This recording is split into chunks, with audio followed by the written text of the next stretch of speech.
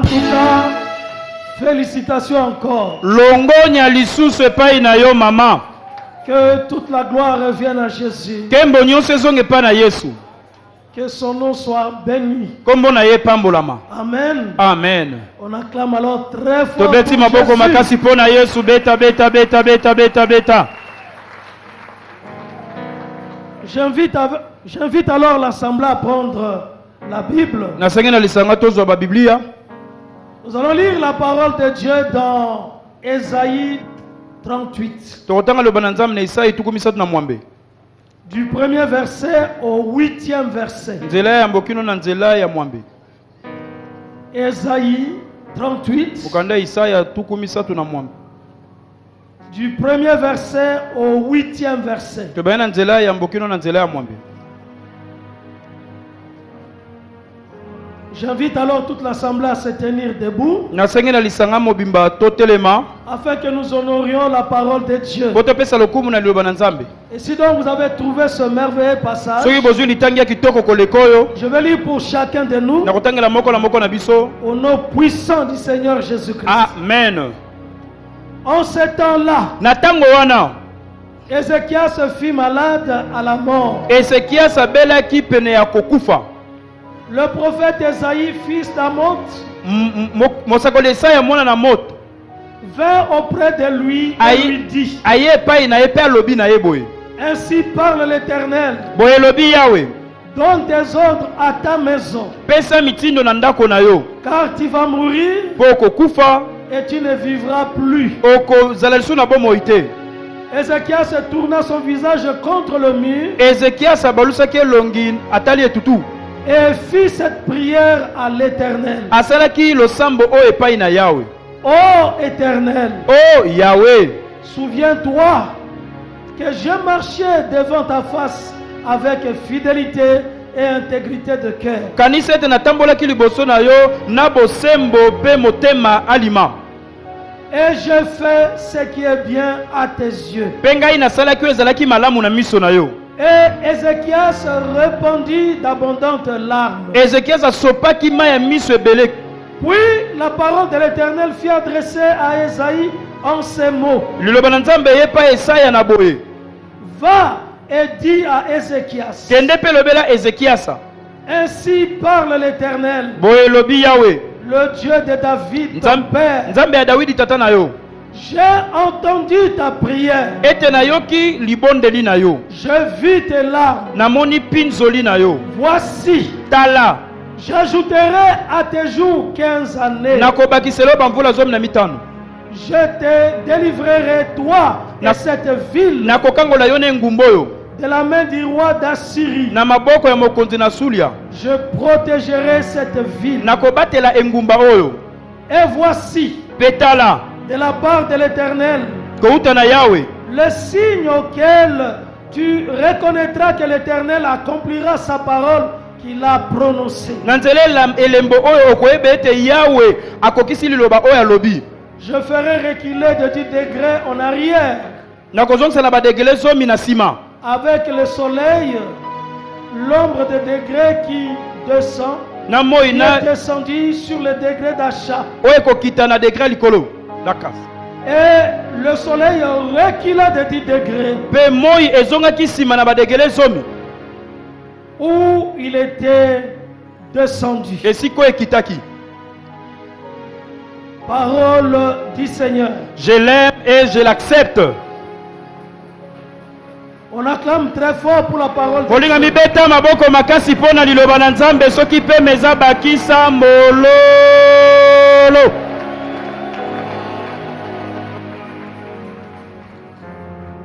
Le thème du message, Moto ya mateya oyo la grâce du salut. ngolu ya lobiko. Le thème de notre montagne, Moto ya mateya ngomba na biso. la grâce du salut. Ngolu ya lobiko. La grâce sauve. Ngolu ebikisaka. La grâce secourt. Ngolu eyaka kosunga mutu. La grâce intervient. Ngolu ekotelaka mutu na bitumba to na makambo. Même dans des situations désespéré, Atana makambo oyo ekomeli yo eliki eza lisusu te. la grâce intervient. Ngolu ekotelaka. Même quand Dieu a dit quelque chose, Atata nzamba bimisi liloba. il peut changer. Liloba ngo pe ko bongwana. À cause de la grâce, Na tina ya ngolu. Dieu peut changer Nzamba ko bongola maloba. ce qu'il avait prévu Oya bongisa ke afin salama. de faire quelque Ko chose asale loko moko. selon ta demande, Kolonisa mabosenga na selon yo. ta prière. Kolonisa malosambo na yo. La grâce du salut. Ngolu oyo ebikisaka to ngolu alobiko. Bien-aimé, ce roi Ézéchias Bolengami mokonzi oyo Ezekias a dirigé le royaume de Juda, ye atambwisaki bokonzi ya Yuda. attaché à son Dieu. Ye akangamaki na nzambe na ye. Mais il y a eu des temps difficiles, Ezalaki na batango ya pasi. des temps où les ennemis ont encerclé Jérusalem, Tango oyo banguna bazingaki Yerusalemi. ont encerclé Juda, Bazingaki Yuda. des menaces de toutes parts. Kobundisama na biteni nyonso. Ce roi, Mokonzi oyo quand la menace avançait et montait, tango bitumba ezoya ezomata, il appelait le prophète Esaïe. abengaki mosakoli Isaya. Il dit, Esaïe, prions, Alobi Isaya tobondela. intercédons, Tobondela. recourons à Dieu, Toluka nzambe. car lui, il est le seul secours. Po ye aza lisungi kaka moko. Il est le seul sauveur. Aza mobikisi moko. Et il est arrivé un temps Ekomaki na ngonga moko.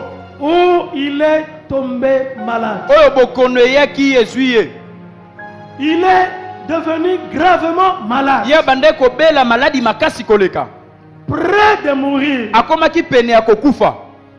Il était sur son lit malade. Azalaki na mbetu na ye azobela lali.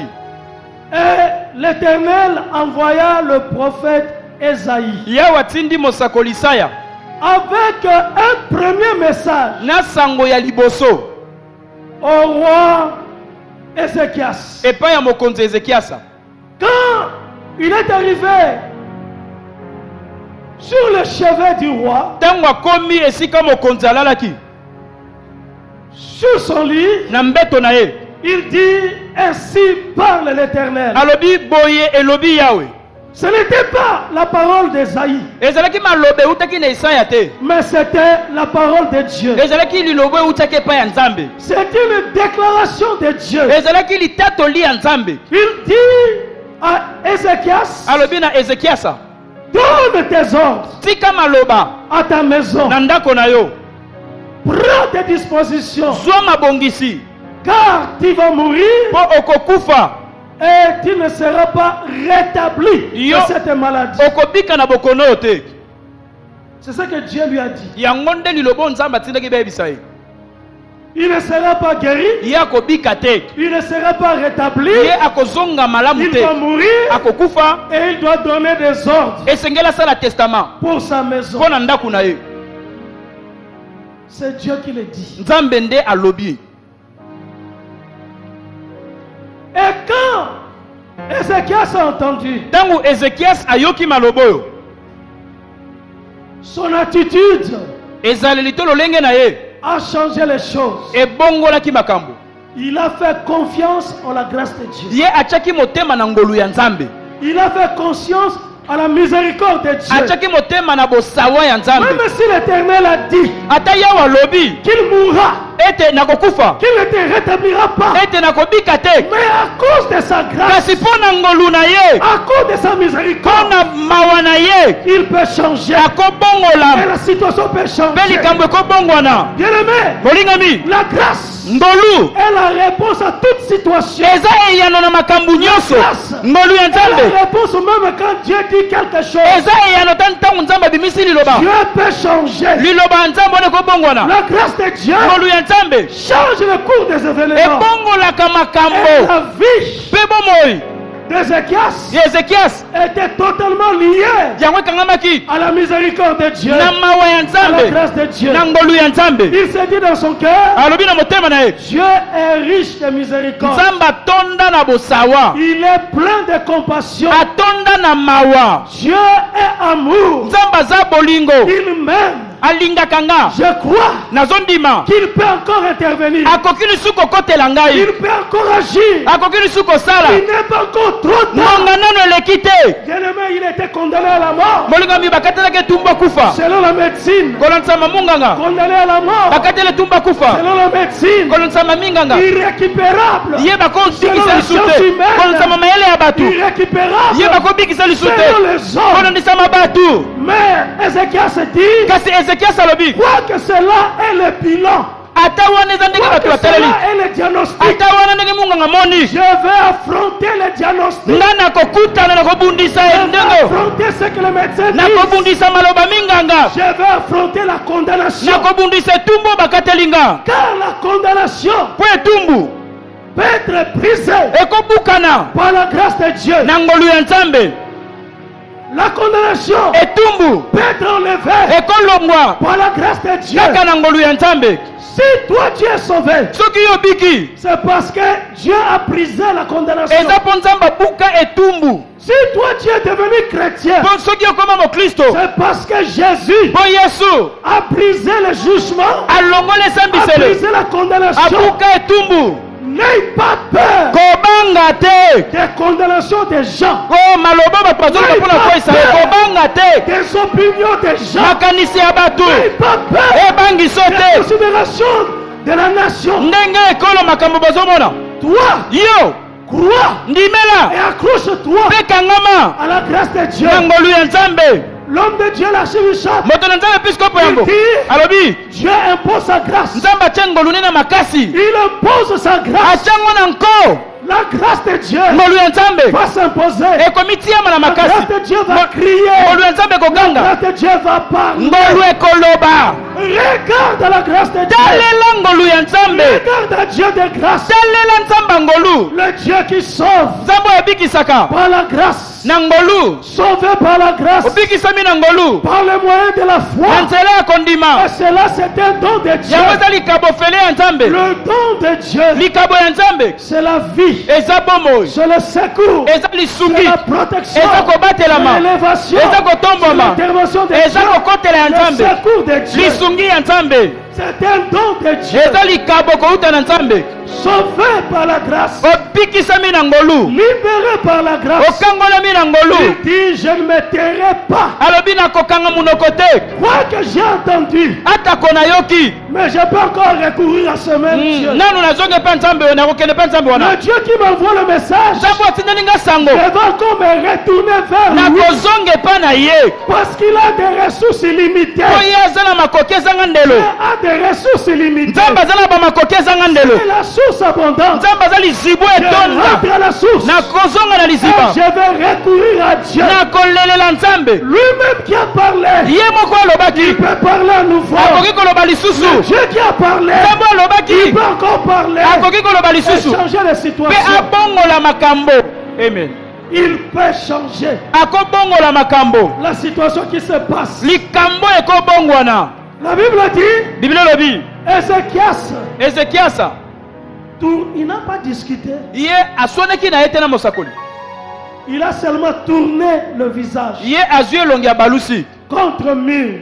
atia yango aotala etutu Il a tourné son visage abalusi elongi na ye contre le mur. azotala mire Le mur représente la limite. mire ezotalisa moto asuki Il devrait affronter le mur. ye esengelaki abunda na etutu Il oyo devait affronter la barrière. abunda na ebaka oyo Il devait affronter les limites humaines. akweyisa bandelo bato Il batieli devait ye affronter le miracle. akweyisa etutu La parole là, liloba eza il wana est bloqué dans sa situation. liloba wana ekangaki na Il likambo na ye dit, je vais me tourner alobi nakobaluka contre le mur, na mire etutu oyo contre ce mur qui s'est élevé, etutu etelemeli nga afin que ma vie s'arrête. po ete bombo oyo etie bombo Parce nanga qu'il ne suka restait que quelques instants, eteleki na ngonga moke quelques temps, ntango moke pour que sa vie s'arrête. po bombo oyo na ye Et esila le mur était comme une barrière, etutu ezalaki lokola ebaka une limite. ndelo Il ne pouvait plus avoir de projets. akozala na Il n'y mabongisi avait pas te de projections azalaki devant na lui. makambo Il ne liboso te pouvait pas voir loin. akomona Il y mosika avait un te mur azalaki na etutu devant lui. liboso na ye Il a tourné le visage abalusi elongi Et moi je crois Ngape na zondima. que toi aussi, Yope. tu peux affronter Okobundisa. ta situation. Likambo na yo. Tu peux affronter Okobundisa. ton problème. Likambo na Il yo. peut passer.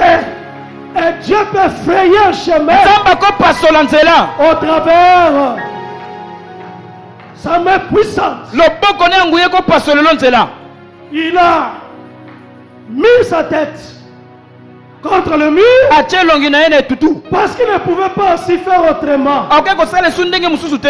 Il a réuni toutes ses forces. Ye asangisi makasi nyonso. Le peu de forces qui restait en Mo lui, makasi moke atikalaki nango. très malade, Azobela il makasi. dit, je vais me tourner. Alobi nakobaluka. Je vais essayer. Nakomeka. Et il s'est tourné. Abalukaki. Il n'était pas bien portant. Azaki na nzoto makasi te. Il fallait de la volonté. Esengeli mokano Je ezala. peux dire, il fallait de la foi Esengeli kondima na koloba. afin de tourner Po ete abaluka. et de commencer à crier, Pe abanda koganga. de commencer à pleurer, Abanda kolela. de commencer à crier vers Dieu. Abanda koganga epai ya Nzambe. Et quelle était sa prière? Libondeli na ye ezalaki nini?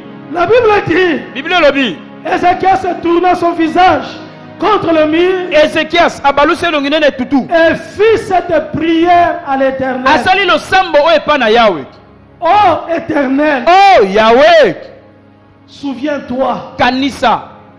que j'ai marché devant ta face avec fidélité Natambolaki na liboso na yo na bosembo. et intégrité de cœur, Na bosembo ya motema.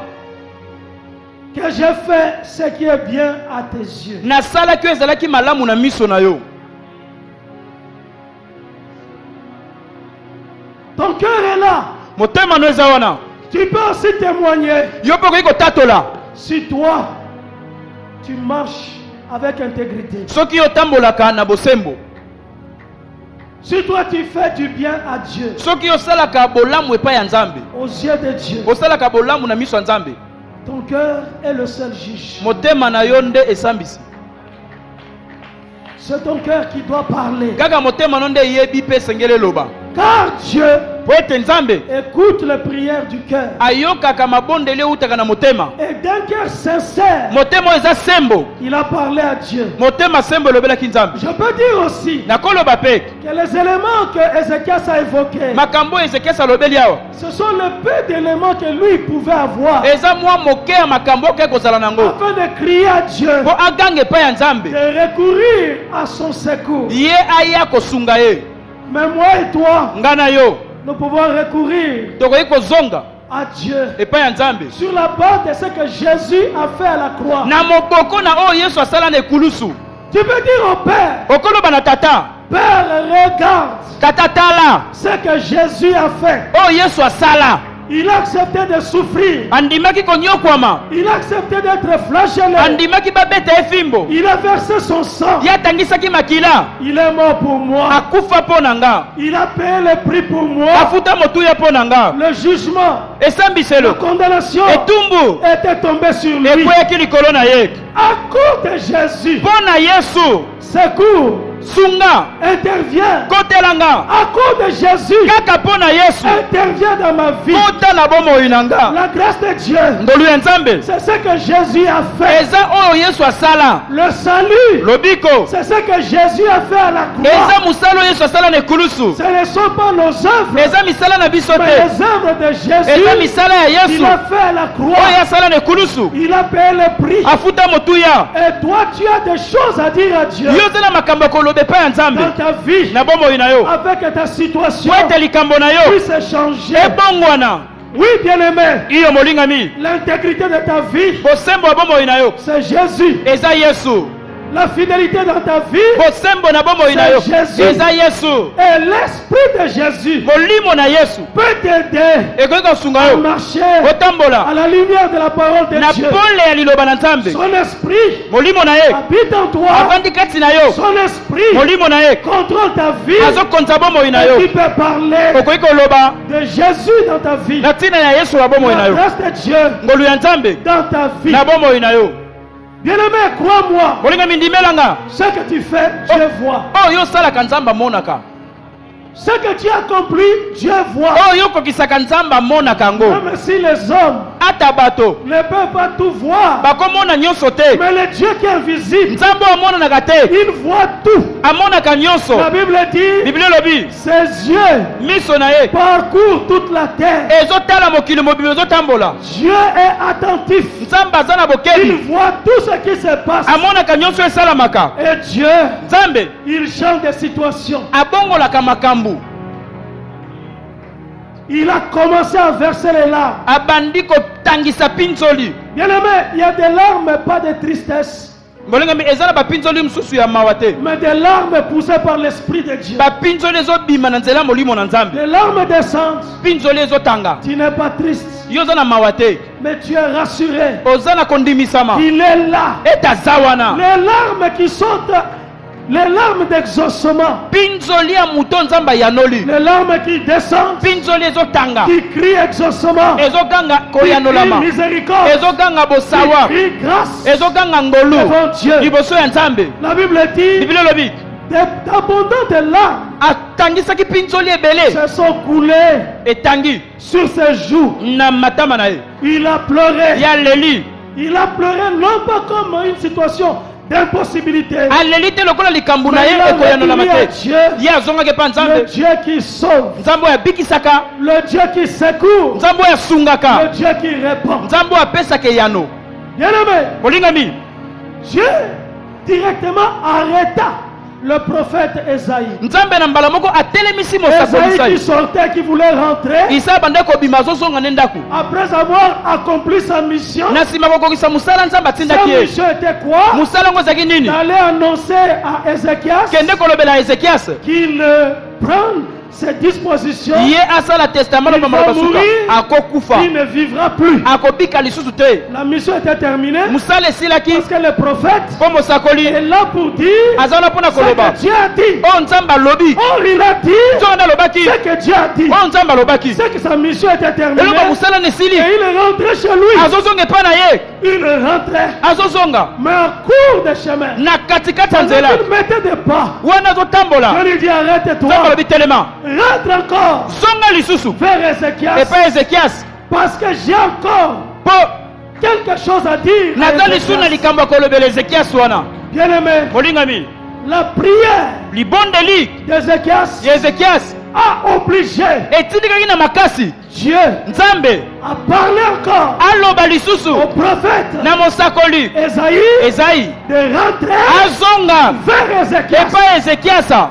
La prière libondeli est l'élément qui retient et qui soutient le deux messages d'Ésaïe. eza eloko ezosunga basango Le mibale premier esaya message sango ya yambo et le second na message. sango ya mibale. Le premier message sango ya yambo est vrai eza ya solo parce que c'est Dieu qui l'a dit. mpo nzambe nde alobi yango. Le deuxième message sango ya mibale est vrai eza ya solo parce que c'est Dieu qui l'a mpo dit. nzambe kaka nde Il a alobi prononcé. nde asakoli yango. Le second message sango ya mibale change eye ce kobongola que Dieu a dit oyo avant. nzambe alobaki ya sango ya liboso. Nos prières mabondeli na biso changent des choses. ebongolaka makambo. Ta prière libondeli na yo peut changer des ekoki situations. kobongola makambo. Bien aimé, quand tu cries et tu pries, olingami ntango ozokanga mpo la ozobondela situation qui, likambo visiblement désespérée, oyo na miso eliki eza te peut changer, ekobongwana peut se transformer. ekobongwana. La prière libondeli est efficace. ezalaka na La nguya. prière de foi libondeli akondima est efficace. eza na nguya. Jacques a dit, yakobo aloba si quelqu'un est malade, soki moto azobela mais qu'il appelle les anciens, abenga bampaka, les anciens prieront pour lui. bampaka bakobondela mpo Les na ye, anciens mettront l'eau sur lui. bakopakole mafuta Et le Seigneur le guérira. mpe nkolo akobikisa ye akotelemisa ye. Car la prière de la foi mpo libondeli a akondima une grande eza na efficacité. nguya makasi. Ézéchias a prié. ezekias Il a asambelaki crié akangi auprès de qui epai ya nani il peut obtenir le oyo secours. akoki kozwa lisungi. Ne désespère pas. kobungisa elikia Le te, secours existe. lisungi Et ezalaka. cette année, mvula oyo c'est un temps eza favorable. ntango malamu, C'est une saison eza favorable. eleko ya malamu, C'est la saison de la grâce. grâce. eza eleko ya ngolu La grâce de Dieu. ngolu ya nzambe Ce mois de février, sanzo ya mibale le secours de Dieu lisungi ya nzambe agira ekosala dans ta vie. na bomoi na yo La réponse de Dieu eyano nzambe interviendra ekoya sur ton chemin, na nzela na yo dans tes projets, na mabongisi na dans yo tes démarches, na makambo ozolandela dans ton dossier. na lokasa na yo L'éternel Dieu yawe nzambe interviendra et agira. akokotela yo mpe akosala L'année commence à avancer. mvula ezokende Ne perds pas du temps. kobungisa ngonga te Nous sommes déjà au deuxième mois. toza na sanza ya mibale Ne commence pas kobanda te à imaginer kobanza que pour agir, mpo sala pour avoir une bonne réaction, mpo oyandola malamu pour avoir une bonne réponse à Dieu, mpo opesa yano malamu mpe il faut nzambe encore attendre plusieurs mois. esengeli ozala basanza ebele eleka Nous sommes déjà tokomi au deuxième mois de l'année na sanza ya 2022. mibale ya mvula oyo Tu dois te lever esengeli otelema avec ta foi. na kondima na Tu yo dois te lever otelema avec la prière. na Tu libondeli dois être déterminé. ozala na Et ekateli cette année, mvula oyo les choses doivent bouger. makambo esengeli Bouger eningana dans ta vie. eningana na bomoi na yo Changer les choses. ebongwana Toutes les années, la même situation. bamvula nyonso likambo kaka moko Tu es toujours le même. yo oza rabi Tu ne changes pas. obongwanaka te na Les likambo no choses n'évoluent pas. makambo ekendaka liboso te Les choses ne bougent pas. makambo eninganaka te Ça doit bouger. esengeli eningana Car la grâce crie. mpo ngolu ezoganga La grâce parle. ngolu ezoloba Il est au ciel. yesu aza na Il lola est sur son trône. afandi na ngbonde Il est l'éternel. aza yawe Il est le Seigneur de gloire. aza nkolo na nkembo Il peut agir. akoki Il kosala peut faire de grandes akosala choses. makambo minene Il peut agir. akoki kosala amen Quand Esaïe rentre, ntango esaya azozonga Esaïe dit à Ézéchias, se alobi na ezekiasi ainsi parle l'Éternel. boye olobi yawe J'ai entendu ta prière. nayoki libondeli na yo J'ai vu tes larmes. namoni mpinzoli na yo C'est vraiment une parole qui rassure. eza lilobo ezokitisa mutu motema J'ai entendu ta prière. nayoki losambo oyo osali J'ai vu tes larmes. namoni mpinzoli na yo Dieu nzambe est attentif azalaka na bokebi et il écoute nos prières. ayokaka mabondeli na biso Dieu est attentif. nzambe aza na bokebi Il voit nos cœurs. amonaka mitema na biso Il voit le cœur qui pleure. amonaka mitema oyo ezolela Le cœur qui pleure, mitema oyo ezolela même si les larmes ne coulent pas. ata mpinzoli na miso ezotanga te Mais le cœur est déchiré. motema epasuki ezoki Un cœur déchiré devant Dieu. motema oyo epasuki liboso na nzambe Un cœur ouvert devant Dieu. motema oyo efungwami liboso ya nzambe Dieu cherche un cœur qui crie. nzambe azoluka motema oyo ezoganga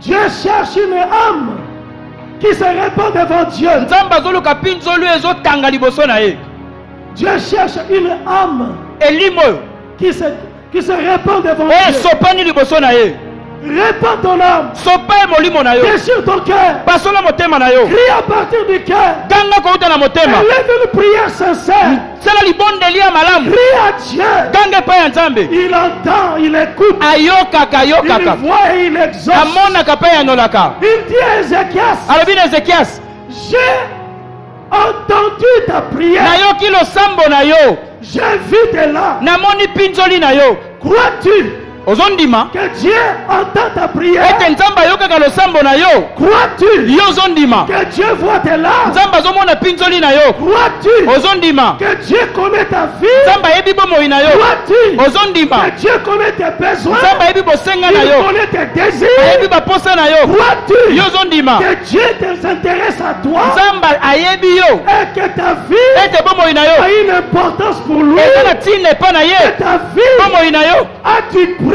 eza na à ses motuya yeux? na miso na ye Crois-tu yo cela? ozondimela yango Ta vie bomoi na yo est devant Dieu. eza liboso ya nzambe Il peut changer les choses. akobongola makambo Bien-aimé, molingami Dieu prédit l'avenir. nzambe alobaka likambo yambo esalama Comme il a dit pour Ézéchias, ndenge alobaki mpo na ezekiasi il va mourir. okokufa C'est ce que Dieu a prévu. yango nde nzambe abongisaki Dieu prévoit l'avenir. nzambe abongisaka lobi ya mutu Mais l'accomplissement de l'avenir, kokokisama ya lobi yango l'accomplissement des choses qui arrivent, kokokisama ya makambo ekoya dépend de deux choses. etali makambo mibale.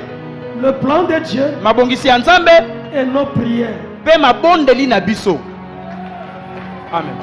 Donc, c'est deux choses qui déterminent. Biloko mibale nde etalisaka. Il n'y a pas de choses qui sont prédéterminées définitivement. Eza na makambo te bongisa metikali kaka bongo libele ko bongo na te. Dieu peut faire une menace Nzambe akoya kolobela mutu. qu'il va frapper, Eta kobeta. qu'il va faire ceci. Eta kosala boye. Mais Dieu tient compte Nzambe atalaka pe. du comportement spirituel des hommes. Ezaleli ya molimo ya batu. Dès que ton comportement Tango ezaleli na yo. s'adapte à la Ekokani. parole de Dieu, Na liloba ya Nzambe. à ce que Dieu dit, Na o Nzambe alobi. Dieu aussi change. Nzambe pa bongoli mokano. Il change des plans, Abongoli il mabongisi. change des choses, Abongoli il makambo. te fait du bien. Ye esika boma yo asali yo bolamu. Crois-moi, bien-aimé, Limelanga molingami. l'avenir Lobi na yo. est attaché Ekangami au plan de Dieu, na mabongisi ya Nzambe mais également à tes prières. pe na losambo na yo. Tu peux changer Okoki kobongola la situation, likambo. tu peux changer Okobongola les événements de ta vie, makambo ezoya na tu bomoi na yo. peux changer Okobongola l'avenir de ta vie. lobi na yo. Ézéchias Ezekias a changé abongolaki le sort de sa vie lobi ya bomoi na ye. en peu de temps, Na ntango moke concentré, criant vers Dieu, amikotiakange mpe Nzambe pleurant devant les aleli ténèbres. liboso na yawe. Et c'est Dieu-là Nzambe wana qui avait un premier plan oyo azalaki na mabongisi ya liboso où il devait mourir. oyo esengeli akufa. Ce plan changea. Mabongisi ebongwani. Et Dieu lui dit, Nzambe alobi na ye j'ajouterai nakobakisela yo 15 nouvelles bamvula années 10 na à mitano ta ya vie. sika na bomoi na yo. Moi j'aime Nga nalingaka quand quelqu'un croit à la grâce, ntango moto andimeli ngolu il ne croit plus au jugement, azondimela so il esambiseli ne te, croit plus à la condamnation, azondimela so etumbu il te, ne croit plus aux limites, azondimela so bandelo il te, ne croit plus aux impossibilités, azondimela so kozanga makoki il te, ne croit qu'à la grâce de Dieu. azondimela kaka ngolu ya Nzambe. Car la grâce de Dieu Po ngolu ya Nzambe est la réponse à tout, eza eyano na makambo nyonso, à toute situation. na makambo nyonso. La grâce de Dieu Ngolu ya Nzambe est la réponse de Dieu eza eyano ya Nzambe pour chacun de nous. mpo na moko na biso. Le salut que nous obtenons, Lobiko tozwaka c'est par la grâce. eza na ngolu, Le secours que nous avons, lisungi oyo toza nango eza na ngolu. il est le Dieu de grâce. Aza Nzambe ya ngolu, Il est le Dieu miséricordieux. Nzambe oyo ayokelaka bato Il mawa, est le Dieu merveilleux. Nzambe ya motema malamu. Il est ce Dieu-là Aza Nzambe oyo qui a pardonné Pierre. oyo alimbisaka Petelo. Quoique Pierre Ata Petelo avait renié son maître 3 fois, awanganaka mokonzi ne mbala il l'a misato, fortifié, alendisaki il ye, l'a encouragé, alendisaki il ye, l'a rétabli, azongisaki il l'a ye, mis comme chef. atie lokola mokonzi ya lingomba na ye. Il est un Dieu Aza Nzambe qui répare des situations. oyo abongisaka Il est makambo. le Dieu, Aza Nzambe le Dieu de réponse. Nzambe ya biyano, Il intervient akotelaka baoyo ya dans ye nos vies. na bomoi na biso. Lorsqu'on crie à lui, Ntango okangi epa na ye, ta prière, libondeli na yo, ton intercession kolomba na yo est essentielle eza na ntina dans ta vie na bomoi na yo, parce que tu peux changer des choses, mpo ekoki kobongola makambo. tu peux changer les situations. Yo kobongola makambo ebele. Un jour, l'Éternel a demandé à Ézéchiel, Mokolo moko yawe alobelaki Ezekiel, le prophète Ézéchiel, mosakoli Ezekiel, est-ce que l'Éternel yawe veut que le méchant meure? alingi bato mabe bakufa? Est-ce que c'est son désir Eza posa na ye que le méchant puisse mourir? mutu mabe akufa Non. te? Il répond lui-même. Ye moko yanoli Même si je dis que le méchant va mourir, ata na bi mutu mabe kokufa, mais si ce méchant soki mutu mabe wana change, abongoli, écoute la parole, ayoki liloba, prend la bonne décision, azwi mokano malamu, change son cœur, abongoli motema na le ye, méchant vivra. moto mabe wana kokufa te Il makowumela, vivra. akozwa bomoi, Sa situation va changer likambo ne kobongwana parce qu'il a changé son mpo comportement. abongoli ezaleli na ye. Et il dit, s'il est juste, alobi soki moyengebeni après avoir pratiqué la justice, na nsima kosala bolamu, il change aussi. ye mpe abongwani Mais en mal, na ndenge mabe, ce juste-là moyengebeni wana mourra akokufa parce qu'il a changé mpo abongoli dans le ezaleli, mauvais sens. ake na ndenge mabe. Mais moi et toi, Nga na yo accrochons-nous tokangama à la grâce de Dieu. na ngolu ya Nzambe, Accrochons-nous tokangama à la faveur de Dieu. na bolamu ya Nzambe. Voici, j'ajouterai Tala na kobakisela yo à tes jours na mikolo na yo 15 années. bamvula 15. Je te délivrerai na kokangola yo et je délivrerai cette ville. mpe na kokangola engumba oyo. Cette ville ne sera pas prise Parce que moi, l'Éternel, je vais protéger. engumbo bakobotola yango te mpo ngai yawe nakobatela nakosunga. Moi, je crois Ngai nazondima que ce qui est à toi oyo ya yo est à toi. eza ya yo, Ce que Dieu t'a donné oyo nzambe apesi c'est yo pour toi. eza ya yo. Il ne peut pas être arraché. Bakobotola yango te, Garde. batela yango, Garde ce que tu as. batela oyo oza nango Et avance avec ce que tu mpe as. kende na oyo oza nango. Ce que le ciel te donne Oyo lolo epesi yo est pour toi. eza ya yo. On ne peut rien recevoir de bien Moto akozwa ya malonga sans te que le ciel soki lola puisse t'avoir accordé. epesi yo yango te. Ce que tu as Oyo oza nango est pour toi. eza ya yo. Marche avec la vision. Tambola na emoneneli, Avance avec la vision. kende liboso na emoneneli. Dieu change des situations. Nzambe abongolaka makambo, Lui ne change pas. ye abongolaka te, Il demeure le même. atikali lolenge moko. Il est le Dieu fidèle. Aza nzambe sembo, Il est le Dieu aza miséricordieux. nzambe bosawa, Il est là, azawa vivant, na bomoi, présent, azali, veillant, aza nzambe solo, contrôlant, azokonza, azosentela, agissant, azosala, séparant, azokabola, renversant, azokweyisa, élevant, azotombola, relevant, azotelemisa, guérissant, azobikisa, réparant. azobongisa, Il est le Dieu qui aza agit. nzambe oyo azosala, Il agit pour toi azosala mpo na yo, à cause de sa bonté, mpo na bolamu na ye, à cause de sa miséricorde. mpo na mawa na ye. Et Ézéchias dit, Ezekiasi alobi, à quoi reconnaîtrai-je ndenge nini nakoyeba que dans 3 jours, na mikolo misato je marcherai? nakotelema lisusu natambola? À quoi reconnaîtrai-je Ndenge nini nakoyeba que je monterai encore dans le temple de Dieu? nakokende lisusu na tempelo ya Nzambe? Parce que sa situation était très grave. Mpo likambo na ye esi eyindaki ebebaki.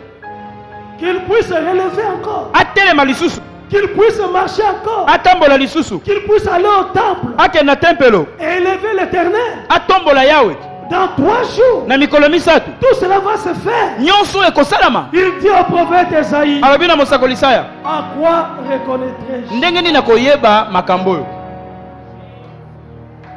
Et directement, Na mbala moko le prophète Esaïe mosakoli Isaya lui donna de la part de l'Éternel alobi na ye kouta na Yawe un signe prophétique. elembo ya lisakoli.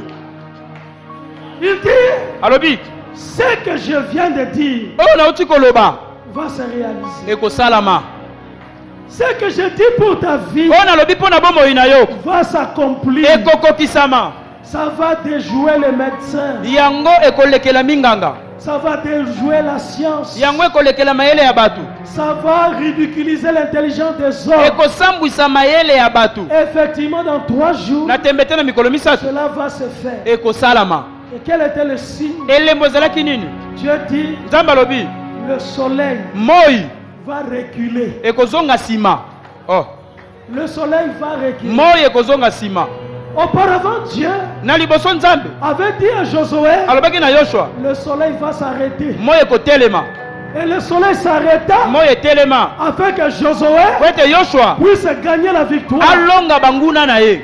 Mais ce jour-là, Kasi mokolo oyo c'était pour la première fois, mbala liboso, l'unique fois mbala kaka moko, où non seulement Dieu arrêta le soleil, kaka Nzambe atelemisi moi mais te, il donna l'ordre au soleil apesi mitunu na moi de reculer. zonga nsima, De reculer. zonga nsima, De quel degré? zonga nsima na delenge na. Comme si la vie devrait reprendre à nouveau. Eza lokola bombo esengeli zonga ya sika. Dieu, Nzambe il est le créateur. ye nde mokeli.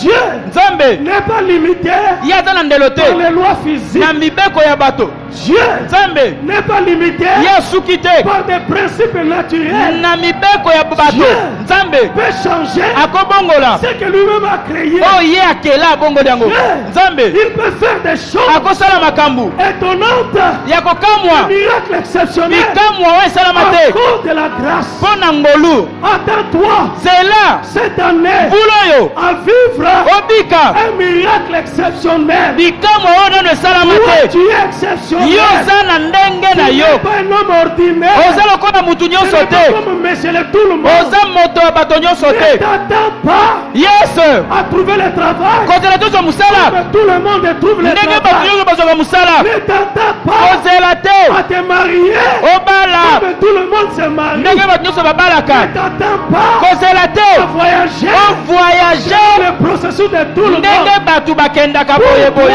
mpo na yo Un miracle exceptionnel. likambo oyo esalama te Dieu va changer. nzambe akobongola Il makambo va faire des choses akosala exceptionnelles. makambo oyo esalama nanu te Ton cas est mpo différent. likambo na yo ekeseni Dans alleluya le nom de Jésus. na kombo na yesu Ton cas est ya yo différent. likambo ekeseni En tout cas, ta situation est différente. likambo no ekeseni Va étonner. okokamwisa Rien eloko te n'est impossible ezangi makoki à Dieu. epai ya Rien, nzambe mon frère, eloko te ndeko na nga n'est impossible à ezangi Dieu. makoki epai ya Il nzambe peut faire akoki kosala ce qu'il dit. oyo alobi Rien n'est impossible. eloko ma te soeur. ezangi makoki ndeko na nga Rien. eloko ata moko te Cette année, mvula oyo attends-toi à tout. nzela nyonso ekoya Attends-toi bopingami nzela à de grandes choses. makambo ya minene ya La somo grâce va parler. lolo ekoganga La grâce de Dieu va crier. lolo ekoloba La grâce de Dieu va se débrouiller. lolo La ekolukaluka grâce de Dieu va agir. lolo ekosala Rinde kumbagae. alleluya Rinde kombae. Dans Alléluia. le nom de na Jésus, kombo na yesu je le crois. nandimi yango Je le veux pour chacun. nalingi yango mpo na moko na Je moko veux que les choses changent. nalingi makambo ebongwana amen Pas de petites choses. makambo ya mike mike te Pas de calculs humains. yes makalkile ya bato te Pas les relations humaines. o boyebani ya bato te Pas de mérite qu'on peut avoir. eza te oyo mabongi okoki kozala nango Mais Dieu va faire nzambe asala selon lui. kolandisama monene Il na va ye faire asala selon sa dimension. asala na tai na Au-delà ye de notre entendement. koleka mayele na biso makanisi na biso N'est-ce pas que sa parole dit? na boye te liloba nde elobi Dieu répond et Dieu nous donne au-delà de ce que nous demandons nzambe ayanolaka apesaka biso koleka oyo tosengi epa na ye et de ce à quoi nous pensons. koleka oyo tozobanza Je tozokanisa le crois, mon frère. na ndimeli yango ndeko na nga Cette année, mvula oyo tu iras loin. kende mosika Cette année, mvula oyo tu feras des pas.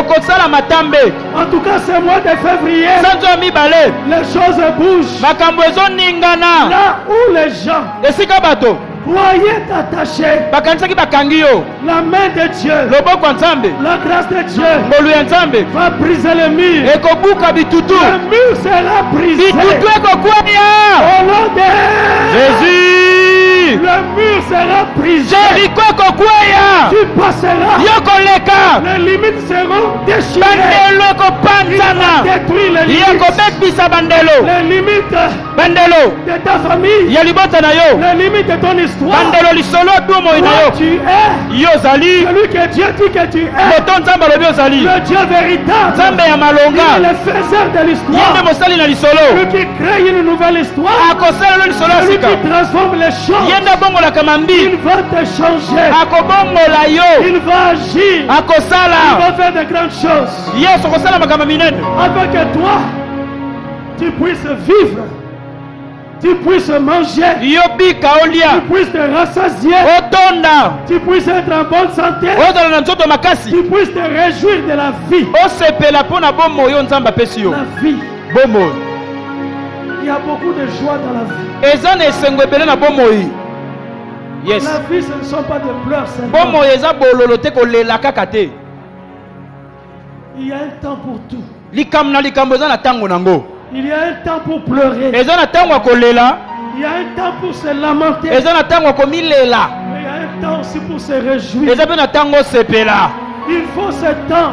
ntango wana mpe En tout cas, il y a des temps de deuil. eza na batango ya Il y a matanga aussi le temps de fête. ntango ya nteke mpe eza Moi, je veux, nga nalingi et par la grâce de Dieu, na ngolu ya nzambe qu'il y ait un temps de joie, ntango esengo un temps de fête, ntango ya feti puisse être inauguré eya dans esalama ta na vie. bomoi na yo Au nom de jésus Oui, iyo le bonheur et la grâce bomengo mpe ngolu m'accompagneront ekotambola na nga tous les jours de ma vie. mikolo nyonso ya bomoi na nga La grâce et le bonheur, ngolu mpe bomengo je crois cela. nandimeli yango Le bonheur existe bomengo ezalaka pour les hommes. mpo na bato Le bonheur est indéniable. bomengo bato bakosimba te Le bonheur est indéniable, on ne peut pas l'atteindre. bakoki kosimba yango te kozwa yango te. Mais pour Dieu Mpo na Nzambe et pour toi, mpe mpo na yo le bonheur bomengo et la grâce mpe ngolu t'accompagneront, ekotambola na yo, seront tes compagnons. bakotambola na yo,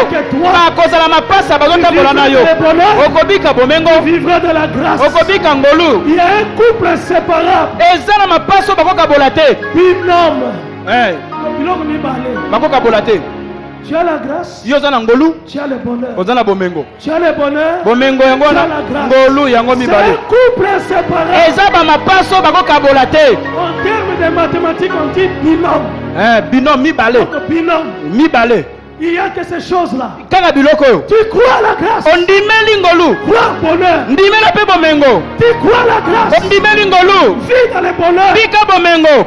Que ta vie réussisse. bomoi na yo elonga, Que ta vie s'épanouisse. bomoi no ekende liboso, Que tu ailles loin. okende mosika, Que tu réussisses dans ta vie. olonga na bomoi no na sa moi. Tu n'es venu laisser Na personne. mokili oyo kaka kotika mutu te. Pour toi, Mpo na yo la parole de Dieu, liloba na Nzambe, la bonne parole de Dieu, liloba malamu ya la Nzambe, bonne nouvelle de Jésus sango malamu ya Yesu va s'accomplir. ekolata nzoto Elle s'accomplira mpe ekokokisama dans ta vie. na bomoi na yo. Quelle que soit ta famille, Ata liboto quelle que obotamela, soit ton origine, ate sika outa, les choses doivent bouger. makambo esengeli Les choses esimba, doivent changer. ntongo etana.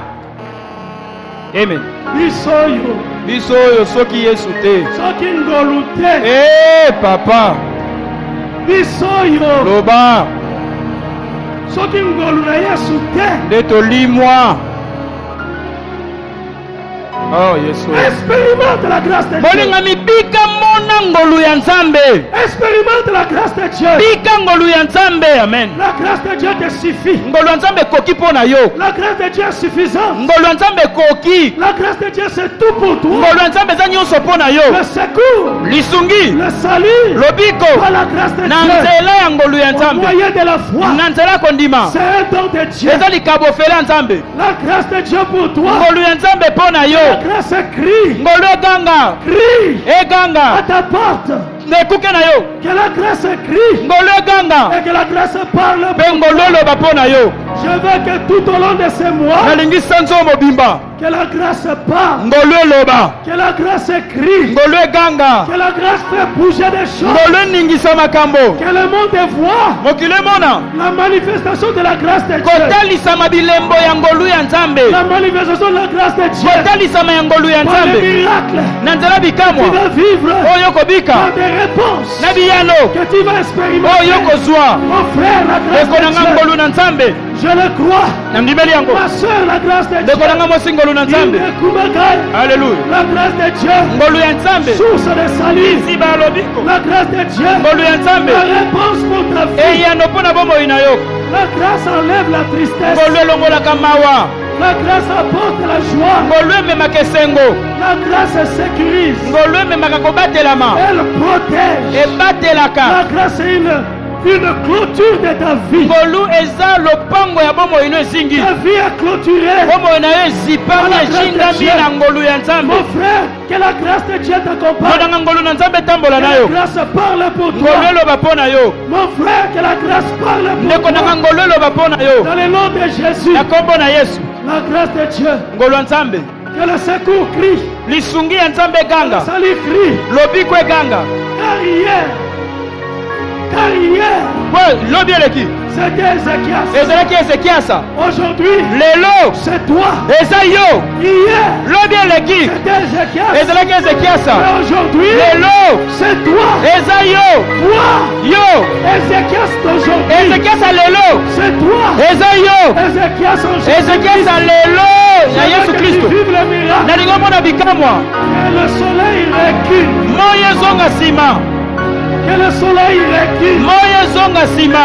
Bien-aimé, scientifiquement, molingami na mayele bomoto, c'est que la rotation de la terre kobaluka ya mokili s'était arrêtée. etelemaki, mokili Au lieu etelemaki. que la terre tourne dans sa mesika rotation, mabele ebaluka ndenge mesana. Dieu dans sa puissance, Nzambe na nguya na ye, il a fait le sens contraire de la rotation. ye abalusi mabele na ndenge mosusu ezongi nsima. Oh, C'est une chose étonnante. eza likambo oyo ya kokamwa. Dieu peut changer la rotation. Nzambe akobongola makambu.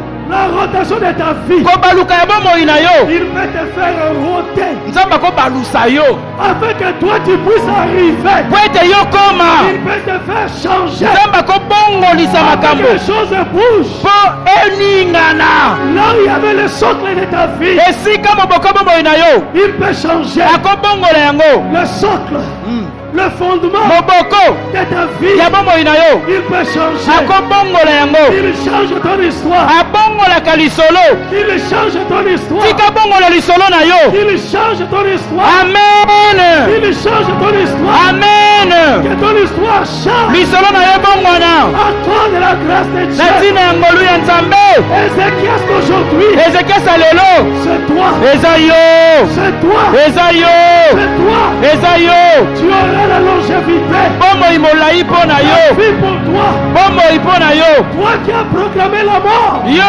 batatoli likufa Toi qui as prévu la mort. Ça n'arrivera pas. okokoma te okokufa te Il vivra. okozala na bomoi Il vivra. okozala na bomoi Il sera vivant. akozala na bomoi Et toi tu vivras. yo mpo okozala na bomoi Ézéchias se dit, ezekiasi alobi le vivant.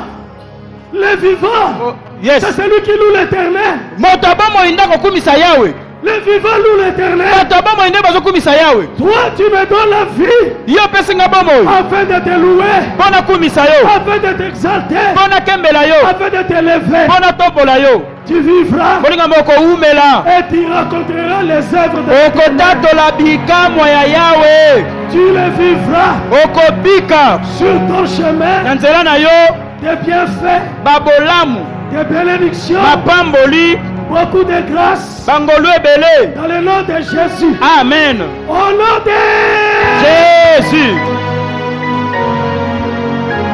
Mets-toi debout. telema molingami alleluya maraba shendaraba jesus endaraba Bien-aimé, je veux que tu pries. molingami nalingi osambela Il ne coupe alleluya selon que tu as écouté la parole. kolendisama ndenge oki liloba Tu diras, je ne désespère pas. okoloba nga nazobungisa elikya te Je ne me décourage pas. nazolemba nzoto te La grâce du salut est là. ngolu ya lobiko eza awa Je refuse naboyi de me décourager. nalemba nzoto Je crierai à Dieu nakoganga epai ya nzambe et j'avancerai dans ma vie. mpe nakokende liboso na bomoi na nga Prie ton Dieu. bondela nzambe na yo Proclame tatola que toi tu dois avancer. ete yo esengeli okende liboso Parle à ton Dieu. lobela nzambe na yo Il t'écouterait. aleluya naye kopambola nzambe malamu nakolemba nzoto te nakozonga nsima te nzambe osalaki na bomoi ezekiasi naye kopambola kosengolo na bomoi na nga satana akodekuraje ngai te o nazomona ekolembisa ngai te o nazoyoka ekolembisa ngai te nga nakokanga epai na nzambe nga nakotalela nzambe nga nakobelela nzambe yawe nataleli yo nazondimela bosembo na yo nazondimela bosembo na yo nakolemba te nakosedekuraje te nakodesespere te nasala bomoi bibli elobi eliki eza nanu mpo na bato baza na bomoi nanu nakufi te nakoki kokungisa elikya te ezekiasi akufaki nanu te azalaki na elikya mpo na bomoi na ye yawe nakobelela yo nakoganga epai na yo oza nzambe okufa matoi te oyokaka nazondima mposo oyoka mongongo na nga nazondima oza nzambe okufa miso te omonaka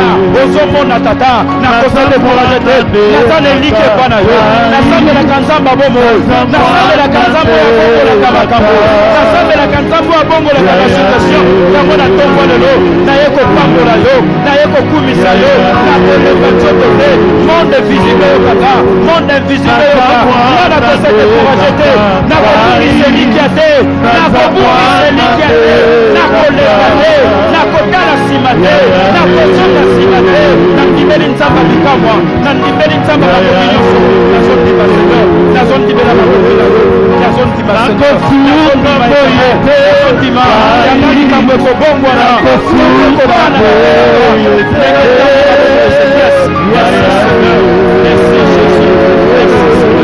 nazondima Eleza mokolo Jésus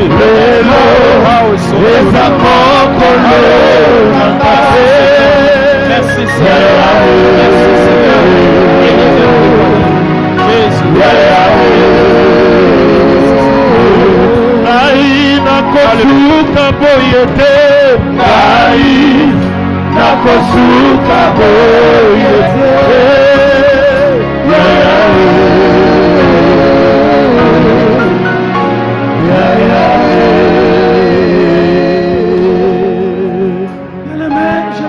Lève encore la voix. Nalinga tombola su mongongo. Et tu dis la grâce est sur moi. Olo bangolu eza likolo nanga. La grâce est dans ta vie. Ngolu na bombo inayo. La grâce de Jésus. Ngolu ya Yesu.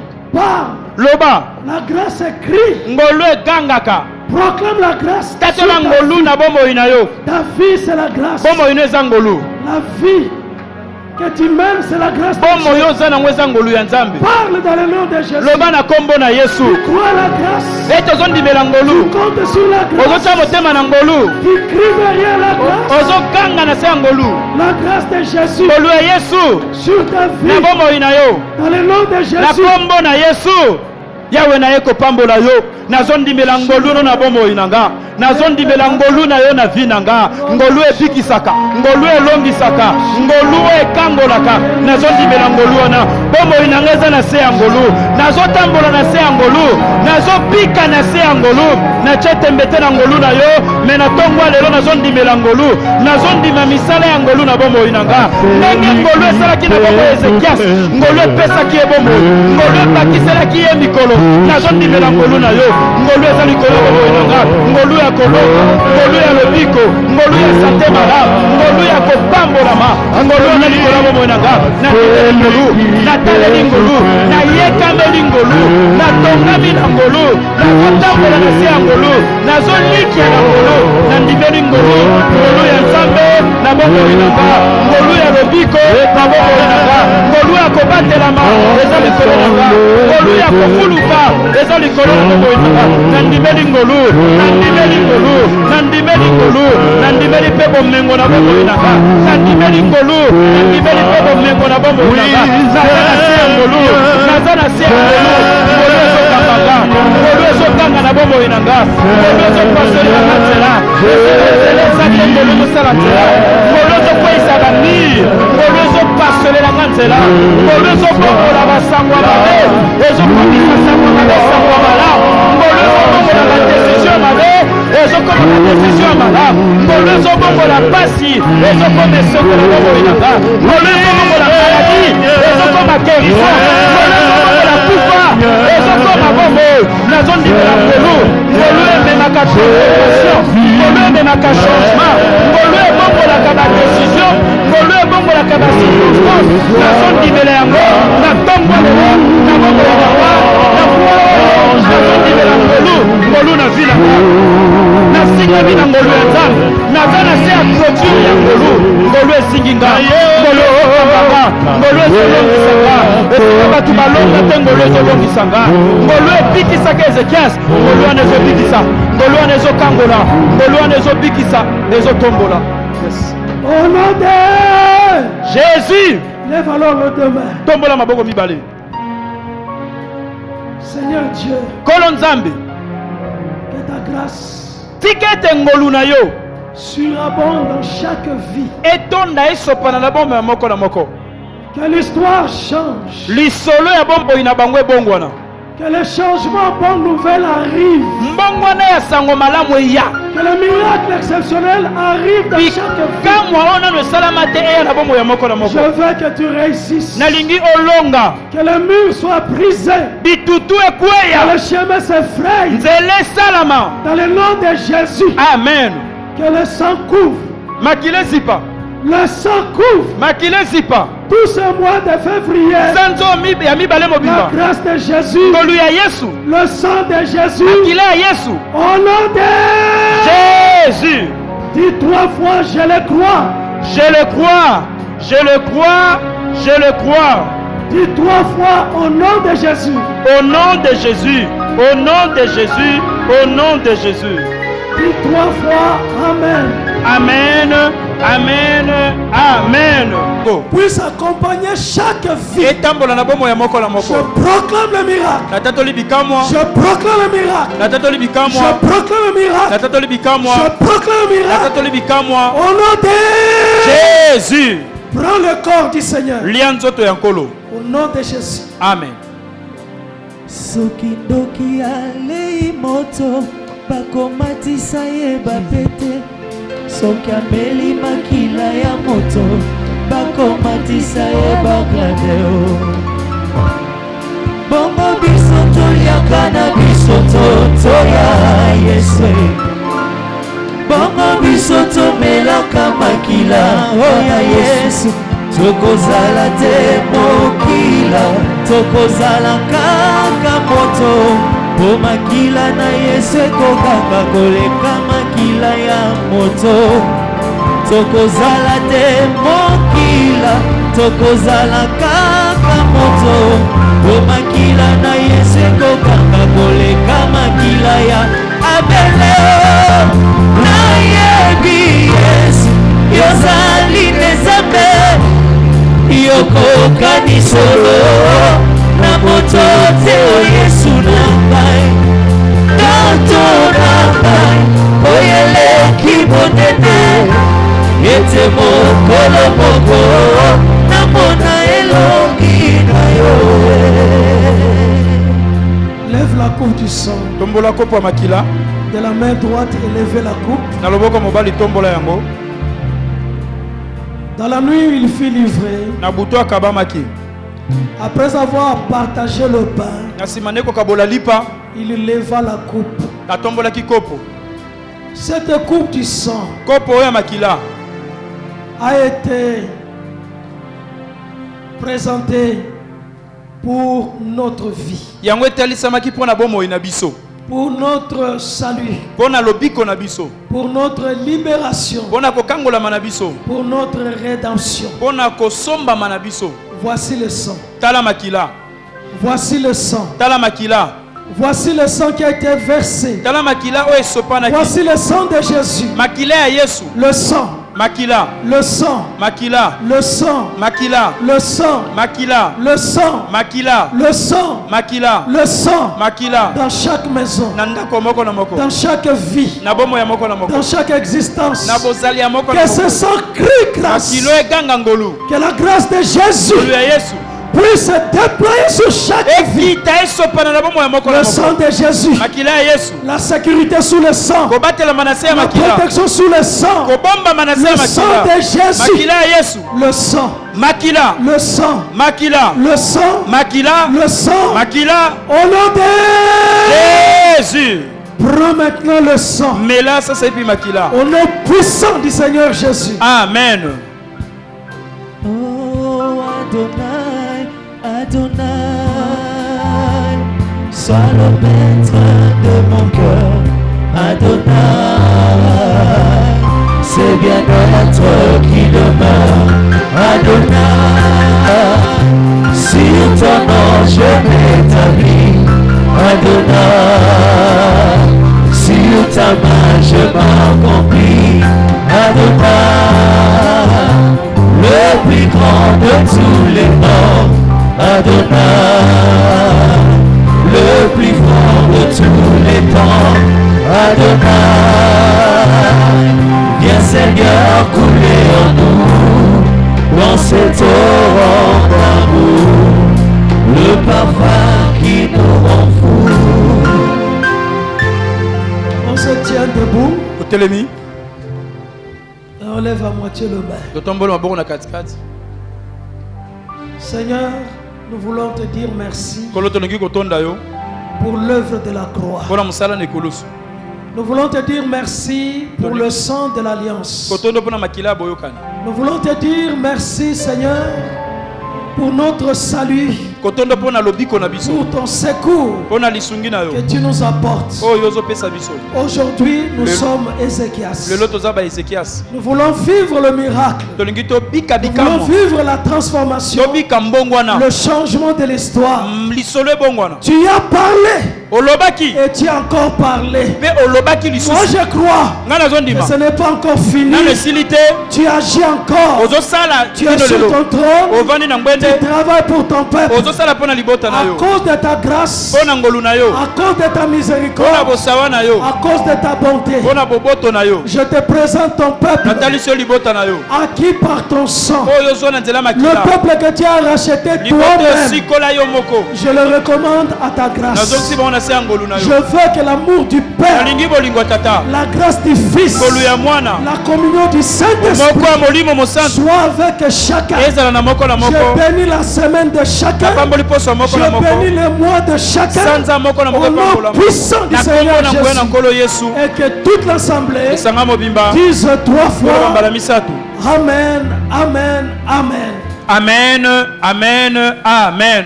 Shalom, shalom. Shalom.